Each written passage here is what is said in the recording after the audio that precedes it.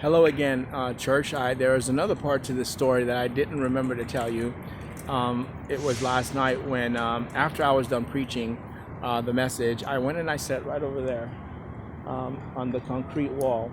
After I sat there for about a minute or so, not sure why, but the Spirit of the Lord said for me to move, right? I moved and moved to another location, to another part. Which is I think it's in um, I think it was on Jefferson and actually yeah, Jefferson and I think about 8th. I was sitting there and I was kind of falling asleep. It was about 2 o'clock in the morning. The Lord did not want me to pitch my tent. I could not pitch my tent because of the violence that was in the city.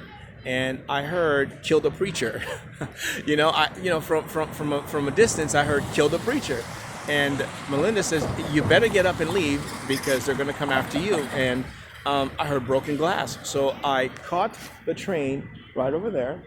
Right, I caught the train and I went up to 16th and then all the way to 19th and 20th Street to the to the Coliseum, where they play soccer all the time. And I was sitting there, and they sent three different people after me to come out. Right, the Ku Klux Klan came out, but they didn't send masked Klan. They sent the unmasked Klan. And so, they sent people that I would understand stood against me because I didn't come out and I didn't do any of that. So they pretty much, I don't think it was a warning. I think it was a hit, more or less. And I didn't take it. And I spent about 2 hours just trying to dodge, just trying to dodge the whole thing. And it was so obvious. The devil came out, through the community. Um, you know, they gave me a serpent, but it wasn't like I got hit several times through the community. It wasn't direct to my flesh. Um, it was really, really one of those eerie feelings, creepy feelings, knowing that somebody was following you. They didn't come to your face. After the guy made the statement right here that religion is used to control people, I had to stop preaching and pretty much fold, and the whole thing went sour. Right, I was trying to clear out my nose, and my nose started bleeding, and it's like, okay, this is not a good night.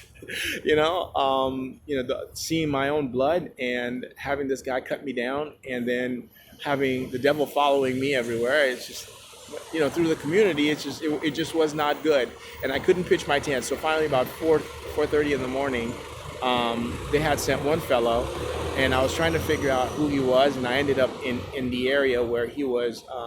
I ended up in front of Zion Church, and I had to relieve myself. Um, Ended up in front of Zion Church, and this African American guy asked me for light and if I knew where there was a plug. I don't know who he was, and I hope to God he wasn't a part of any of it. But anyway, he went on his way, and I ended up crashing at this campsite in front of Unitarian Church, right across the street from it. They have like all these other tents set up, and I just put out I didn't even take anything out of the backpack. I just used the tarp to lay on the ground because I was so tired. I was exhausted. Um, and that was just an interesting one of those, okay, God, I don't want to have another one of those days, thing. But I felt like I needed to share that with you just because, you never know when your time is, and you never know what's going to come out of the shadows to, it's one thing to relieve yourself in the shadow, but it's another thing to have something creepy come out of the shadow and take your life, and literally, just squish the breath out of your life. I've seen some things in this city that made me really think about my life in ministry.